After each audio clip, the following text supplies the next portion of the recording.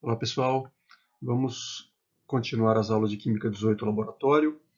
Nessa aula vamos falar um pouquinho sobre a calorimetria, tanto sobre condições de pressão constante quanto de condições a volume constante. Para que serve a calorimetria? Fazendo agora uma breve revisão do conceito. Essa calorimetria é necessária para medir transferência de calor durante algum processo, seja químico ou físico. O problema é justamente a medição do calor. A medição direta do calor é bastante complicada. Então, como a gente normalmente mede essa transferência de calor? Normalmente é por uma mudança de temperatura, seja ela por conta de alguma reação química que esteja acontecendo ou algum outro processo físico que pode acontecer no meio. Então, normalmente, para os calorímetros que nós vamos usar, a gente mede o calor, né, trocado por uma reação pela variação de temperatura de alguma coisa que está lá dentro. Então, geralmente a gente coloca água nesses calorímetros, então a variação da temperatura de água é o que vai fornecer para a gente os dados para poder medir, seja o poder calorífico ou seja a quantidade de calor trocado.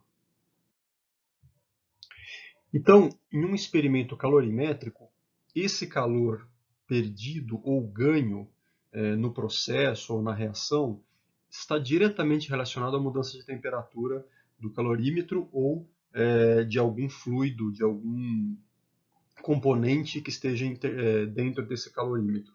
Ou seja, se a gente determinar em termos matemáticos, a quantidade de calor trocada no calorímetro é o inverso da quantidade de calor da reação. Ou seja, se a reação libera calor, o nosso calorímetro recebe todo esse calor, por isso o sinal contrário. Né?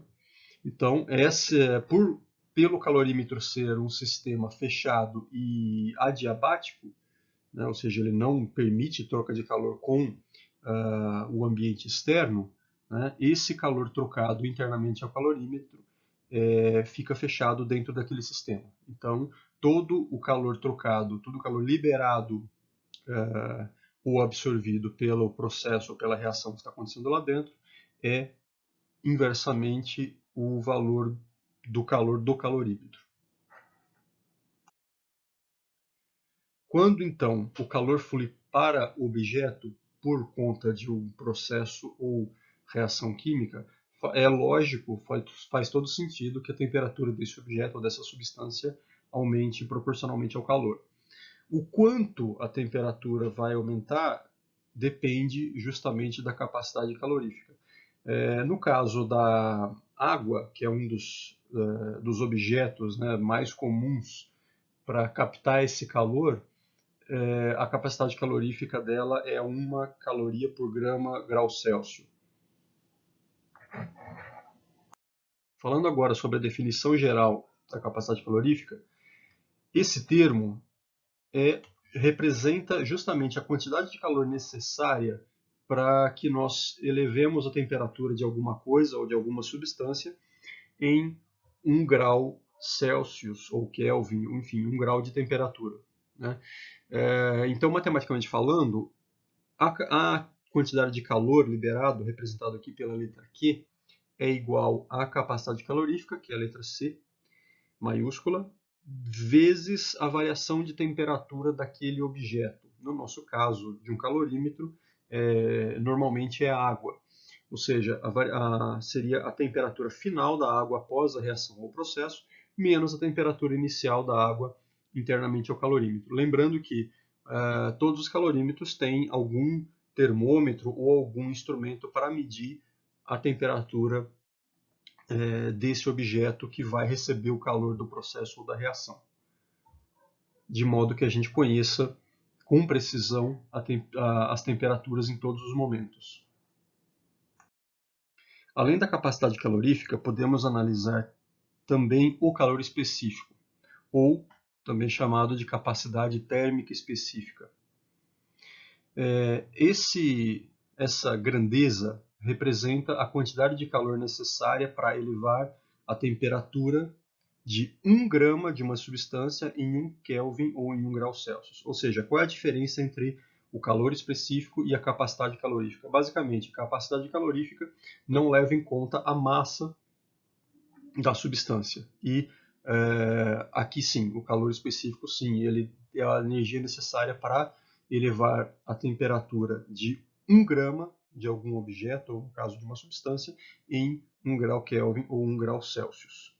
É basicamente a diferença. Ou seja, se a gente analisar matematicamente, a capacidade calorífica é igual à massa vezes o calor específico de uma mesma substância.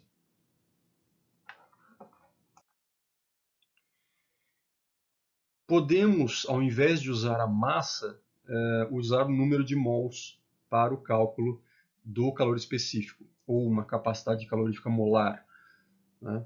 Então, a definição seria a quantidade de calor necessária para aumentar a temperatura de 1 mol de uma substância em 1 Kelvin ou 1 grau Celsius. É bastante similar ao calor específico que acabamos de ver. A única diferença é que, ao invés de usarmos a massa das substâncias, usamos o número de mols.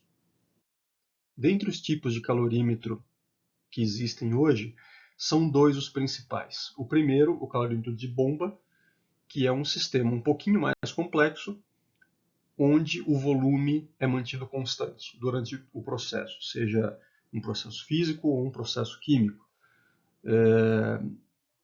Pela foto, pela figura, podemos ver um sistema completamente fechado, ou seja, são recipientes fechados que não permitem que o volume varie, ou seja, a gente tem uma livre variação de pressão, porém o volume permanece o mesmo durante todo o processo. Por outro lado, temos um outro tipo de calorímetro, que é o calorímetro de pressão constante, que está representado na outra figurinha aqui, sendo que esse calorímetro é mais simples, né? Podemos inclusive fazer um copinho de café, né? Se vocês procurarem sobre Coffee Cup Calorimeter, vocês vão encontrar várias montagens bastante simples desse tipo de sistema. E esse sistema ele mantém a pressão constante. Por ele ser um sistema aberto, né, a pressão dele é mantida constante, que é a pressão atmosférica, mas nós podemos observar alterações de volume, normalmente pela presença de gases. Iniciando a calorimetria de pressão constante, a primeira coisa que temos que se lembrar é da primeira lei da termodinâmica, ou seja, o ΔH, ou a variação de entalpia, é igual ao calor trocado à pressão constante. Matematicamente falando, a variação de entalpia é igual à variação da energia interna mais a pressão ambiente, ou a pressão atmosférica, ou a pressão externa ao sistema, vezes a variação de volume. Isso é numericamente igual ao calor trocado à pressão constante. Portanto, os calorímetros de pressão constante têm a capacidade de medir diretamente essa variação de entalpia. A medição da transferência de calor durante a reação é feita então dessa forma. O ΔH, ou o calor trocado, que nesse caso do calorímetro a pressão constante são numericamente iguais, ele é igual ao inverso do calor do calorímetro, ou seja, o calor recebido pelo calorímetro, que é igual à massa do sistema, né, no caso da solução ou da água, vezes o calor específico desse mesmo objeto, vezes a variação da temperatura. Então, a temperatura final menos a temperatura inicial. Ou seja, o calor da reação, o calor trocado, é igual a menos a massa vezes calor específico vezes o ΔT. Por exemplo, para a gente fixar melhor esse conceito da calorimetria à pressão constante. Um aluno construiu um calorímetro de xícara de café usando 100 ml de água. Adicionaram-se então 4,95 gramas de hidróxido de potássio sólido à água. Como esse hidróxido de potássio se dissolveu em solução, a temperatura da solução aumentou de 23 para 34,5 graus Celsius. A ideia do problema é calcular o ΔH desse processo. Vamos supor que a densidade da água é 1 grama por ml e o calor específico 4,184 joule por grama grau Celsius. Tá? Então, um exemplo bem típico de um calorímetro bastante simples, a pressão constante. Nesse exemplo, antes de começarmos a realizar os cálculos, temos que primeiro pensar, entender fisicamente o problema. Né? Então, a primeira coisa que está acontecendo é, qual é a reação que está ocorrendo dentro do calorímetro? A reação é a dissolução de hidróxido de potássio em água. Segundo ponto, no exemplo menciona que a temperatura da solução aumenta, ou seja, esse calor foi absorvido pela solução no calorímetro. Sabendo disso, essa reação de dissolução libera ou absorve calor? Isso é um ponto bastante importante que a gente tem que pensar antes de começar a calcular propriamente o calor trocado ou a entalpia. Nesse caso, já que a temperatura da água aumenta, ou seja, a água dentro do calorímetro está absorvendo o calor da reação. Ou seja, aquele processo, aquela reação de dissolução ou dissociação do hidróxido de potássio é exotérmica. Portanto, o Q do calorímetro é igual a mais mc ΔT. Tá? Ou seja, como a variação de entalpia é negativa por liberar o calor, e a variação de entalpia é o contrário, em termos de sinal, é o contrário do calor trocado no calorímetro, né? Esse Q do calorímetro vai ter um valor positivo. Ok? Agora que já determinamos esse sinal, né, a direção da troca de calor, a gente pode passar para a parte matemática. Bom, a massa da solução seria o volume de água vezes a densidade, mais 4,95 gramas, que seria a massa dissolvida de KOH. O total, então, de 104,95 gramas de solução, contendo água e o hidróxido de potássio.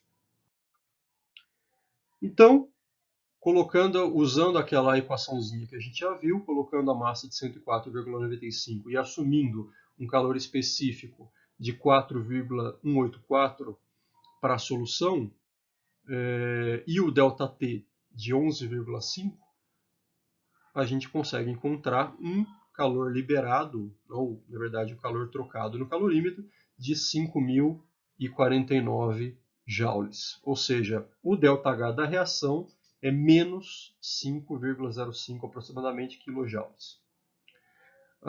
Uma coisa importante, nós estamos assumindo que o calor específico da solução é numericamente igual ao calor específico da água, de 4,184. Tá?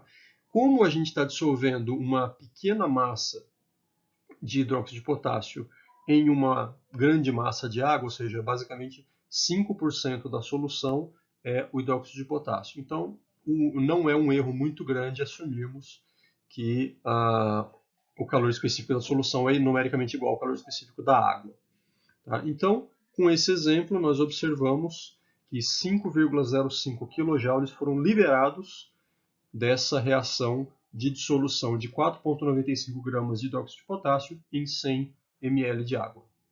Esse resultado que nós encontramos podemos usar como fator de conversão para descobrir quanto calor é liberado para cada mol de hidróxido de potássio dissolvido em solução. Sabendo que a massa molar do hidróxido de potássio é de 56,11 gramas por mol, usando esse valor que nós encontramos de menos 5,05 kJ para cada 4,95 gramas de KOH, nós sabemos que para cada mol de hidróxido de potássio dissolvido, nós vamos ter uma liberação de uma liberação de 57,2 kJ de energia. Né? Ou seja, isso é numericamente igual à variação da entalpia da solução. Falando agora sobre os calorímetros de bomba, nesse caso o volume é mantido constante, então não existe um trabalho de expansão durante o processo. Portanto, o que nós medimos diretamente nesse caso é a variação da energia interna. Lembrando da primeira lei da termodinâmica, a variação da energia interna é numericamente igual ao calor trocado mais o trabalho realizado, e o trabalho de expansão é igual a menos a pressão externa vezes a variação de volume. Como não existe variação de volume, nenhum trabalho de expansão é realizado. Então, a variação de energia interna é numericamente igual ao calor trocado a volume constante.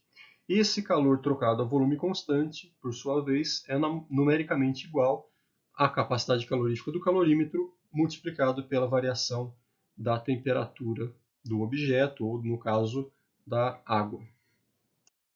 Os calorímetros de bomba são usados ainda em reações onde um ou mais dos reagentes é um gás.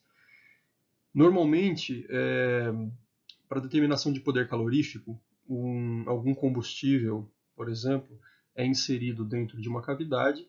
Né? Essa cavidade é feita de materiais rígidos como aço, que também permitem troca térmica, e geralmente tem um dos reagentes como um gás. Então, por exemplo, né, para a queima de um material combustível, a gente necessita da injeção de oxigênio, tá? Que esse oxigênio vai fazer toda a queima completa daquele combustível, daquela amostra de combustível colocada dentro da cavidade. Esse material da cavidade deve permitir facilmente uma troca térmica para a água circundante. Essa água circundante tem sua temperatura constantemente medida por um termômetro ou um termopar. Um exemplo simples do funcionamento do calorímetro de bomba seria a queima de hidrogênio com oxigênio dentro ali do nosso vaso de pressão, né? Que está sendo circundado por água, cuja temperatura está sendo medida a todo momento por um termômetro ou um termopar.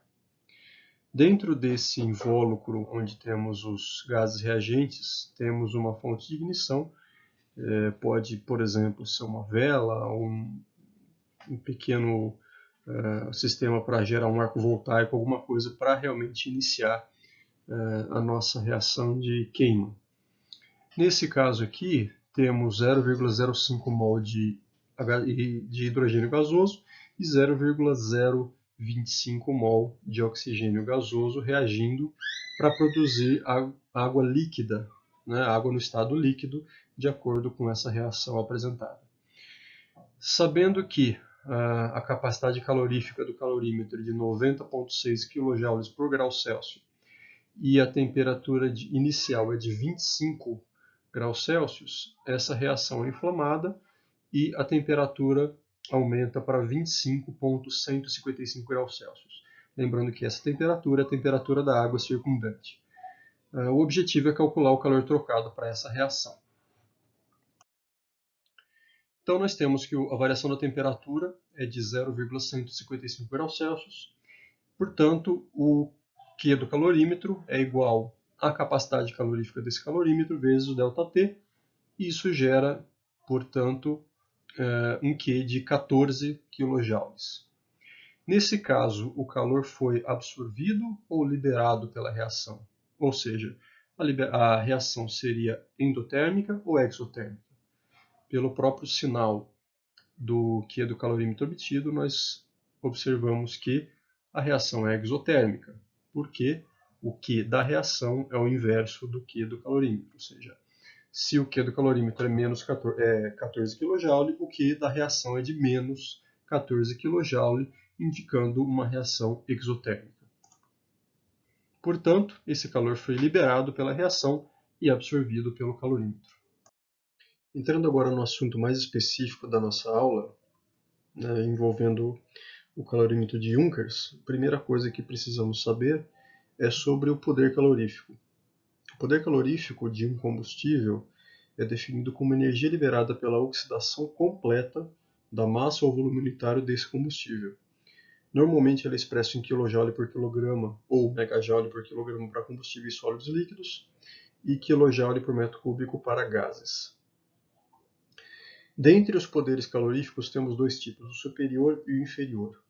A principal diferença entre os dois é a consideração da absorção de energia feita pela água gerada. Se essa água gerada no processo de combustão devolver a energia que ela absorveu durante a queima, ou seja, se condensando nas paredes do vaso, do vaso reacional, do vaso de pressão, o poder calorífico determinado vai ser o poder calorífico superior. Caso contrário, se essa água se mantiver no estado gasoso, ou seja, ela vai ter absorvido parte da energia da combustão para entrar na fase gasosa, para se vaporizar, aí nós teremos o poder calorífico inferior. Né? Ou seja, o poder calorífico superior seria o valor bruto e o poder calorífico inferior seria o valor líquido. Na prática, para praticamente qualquer combustível que a gente queime em diversas aplicações, nós temos que trabalhar com poder calorífico inferior, porque a gente não vai ter tempo suficiente ou condições ideais para que essa água gerada devolva essa energia absorvida, né, se condensando de alguma forma. Essa tabelinha aqui abaixo à direita mostra alguns exemplos de combustíveis e seus respectivos poderes caloríficos superior e inferior. Dá para ver que para alguns deles a diferença é bastante significativa entre os dois tipos de poder caloríficos. Quando a gente passa para combustíveis não tão energéticos, então, por exemplo, carvão, biomassas, essa discrepância é ainda maior. Quando trabalhamos com combustíveis sólidos ou líquidos, existem basicamente duas formas de determinar o poder calorífico desse combustível em questão. A primeira forma é seguindo a fórmula de Dulong, ou aplicando a fórmula de Dulong, onde o poder calorífico superior é calculado a partir dos teores de carbono, hidrogênio, oxigênio e enxofre daquele combustível, que são obtidos por uma análise elementar. O outro método, que é o método laboratorial, envolve o uso de um calorímetro de bomba. Então, esse poder calorífico do combustível em pó ou líquido ele é determinado em volume constante nesse tipo de calorímetro. Como já foi comentado nessa aula, essas amostras são contidas dentro de um vaso. Esse vaso é pressurizado com oxigênio, em pressões acima de 25 atmosferas. Depois, um spark, ou uma fonte de ignição, inicia a queima desse sistema e todo o calor gerado é transmitido para a água circundante desse vaso de pressão. A variação da temperatura dessa água permite o cálculo do calor trocado. Para a determinação do poder calorífico de um combustível gasoso, o método mais comum e um dos mais simples é o calorímetro de Junkers. Esse calorímetro é um dispositivo, tal como os outros que a gente viu, que se baseia na primeira lei da termodinâmica. O combustível gasoso, sob análise, é continuamente fornecido ao sistema e mensurado, seja seu fluxo ou sua vazão, e ele é queimado na presença de ar atmosférico. Na construção mais simples, existe uma câmara de combustão, como se fosse um reator, um copo invertido, onde o interior desse copo existe a queima do gás com o ar atmosférico, e nesse copo, nesse recipiente, existe uma camisa de água circundante, né, que vai absorver a temperatura dos gases queimados. Tá? Então, essa água fornecida ao sistema tem sua temperatura mensurada no início e no final, ou seja, na entrada e na saída do calorímetro, e a diferença de temperatura é o que a gente vai medir e vai utilizar para a determinação do poder calorífico do gás em questão. Essa foto mostra, então, os principais componentes de um calorímetro de Junkers, né? Então, todos os componentes essenciais que a gente tem que ter para poder construir ou utilizar esse dispositivo da maneira correta. O procedimento de utilização do calorímetro de Junkers é bastante simples e se baseia em fornecimento de uma quantidade certa de gás, ou por um certo tempo, né? E durante esse tempo a gente analisa a quantidade de água que foi circulada no sistema e a variação de temperatura, com o sistema já em regime permanente. Então, o que acontece lá dentro? Enquanto esse gás é queimado, os gases da combustão, os produtos quentes da combustão, trocam calor com a água circundante, né? Então eles aumentam a temperatura dessa água que é medida na saída. Como o sistema está em regime permanente, é esperado que a temperatura não se modifique dentro desse período ou dessa quantidade de gás que foi medida, foi injetada no sistema.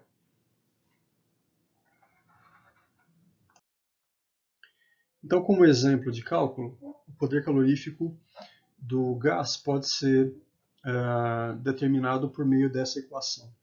Ou seja, esse poder calorífico é igual menos a quantidade ou a vazão de água fornecida, vezes o calor específico da água, vezes a variação de temperatura dessa água, ou seja, a temperatura de saída menos a temperatura de entrada, dividido pela vazão de gás fornecido. Para a conversão, né, como fatores de conversão, a gente multiplica isso tudo pela temperatura ambiente, vezes 760 milímetros de Hg, que seria uma pressão padrão, pressão de um bar, dividido por 273 Kelvin, que seria a temperatura padrão, vezes a pressão ambiente medida no laboratório, na determinação. Então, por exemplo, se nós tivermos uma vazão de gás fornecido igual a 0,50 litros por minuto a 28 graus Celsius, uma leitura barométrica igual a 750 milímetros de mercúrio, temperatura da água na entrada e saída igual a 30 e 38 graus Celsius, respectivamente, vazão de água de resfriamento igual a 2.000 centímetros cúbicos por minuto, e o calor específico da água igual a 4,2 ou 1 caloria por centímetro por grau Celsius, colocando todos esses valores aí na nossa equação, nós vamos encontrar um poder calorífico de 35,7 megacalorias por metro cúbico aproximadamente para esse gás em questão. Os principais fatores que nós precisamos considerar para manter uma boa precisão desse experimento são os seguintes. Primeiro, a vazão máxima da água de alimentação. Necessita ser constante durante a medição, porque qualquer flutuação dessa quantidade de água fornecida pode gerar uma modificação da temperatura de saída. A taxa de fluxo de gás deve também ser constante, pelos mesmos motivos. Precisamos eliminar o viés causado pela umidade do gás e do ar ambiente. Né?